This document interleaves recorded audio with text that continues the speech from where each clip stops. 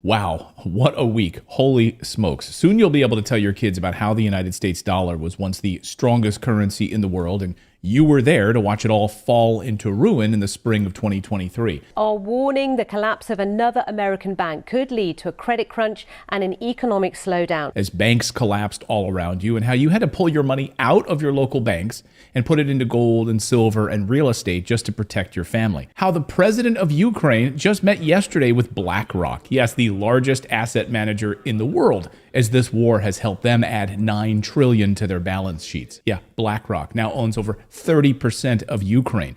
You don't think this was all planned? What a clown world we are living in. This weekend, gold hit a brand new record high as people freak out about government currencies, which are, of course, tanking. And this week, we enter the most dangerous period yet, with economists saying this could be worse than the Great Depression or the financial crisis of 2008. Inflation is going to get worse, and so is the current financial crisis. And nobody wants to admit we're in a financial crisis. It is worse than the one we had in 2008. It's just getting started. Friday was a bloodbath for the US dollar, and we're going to get into all of the latest important news that you need to know about just in a minute here. But first, you'll also be able to tell your kids that you were there when they took away the paper dollar and coins in favor of a US digital currency. And you'd be correct, because 50 days from now, the United States dollar changes forever. That's right, in July.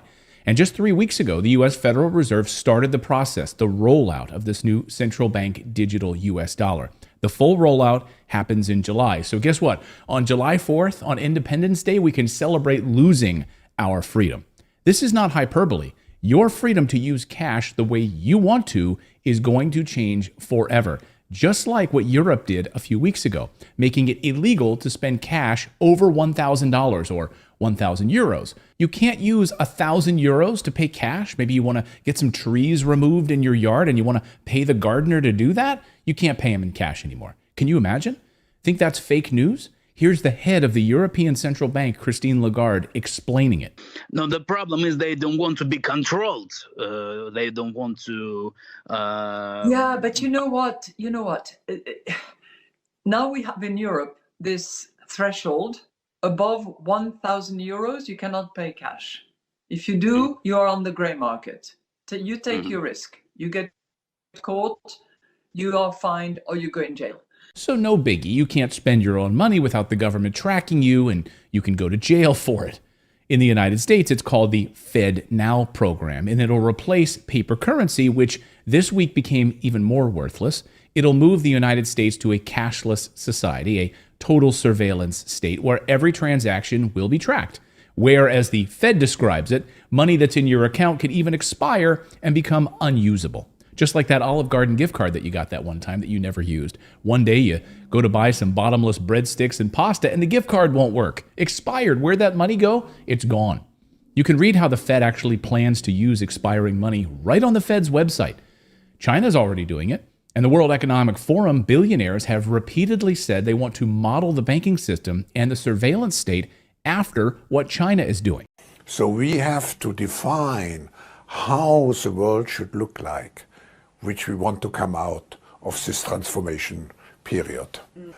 I respect China's achievements, which are tremendous over the last over 40 years. I think it's a role model for many countries. There's a level of admiration I actually have for China, because their basic dictatorship is allowing them to actually turn their economy around on a dime. So yeah, they love what China's doing. Many U.S. government museums, national parks, historical sites are no longer accepting paper dollars. Want to go to any number of government museums? Sorry, no cash allowed. Mount Rainier National Park? Sorry, no cash allowed. We only accept digital. And many American businesses have already gone cashless. They pretend it's all about convenience, but of course it's all about control. And this week, we saw the clearest indication that control is the primary model, as more small banks across the United States teeter on the cusp of collapse. And when they collapse, they'll be swallowed up by one or two of the biggest banks in the world, rolled into that massive beast of JP Morgan Chase, which of course is an extension of the world's central banks. Guys, This is all happening right now. And even mainstream economists who have been lying to you for months or even years about how good the economy was, and it's all peachy and there's no inflation, they're finally admitting that we are facing a shitstorm.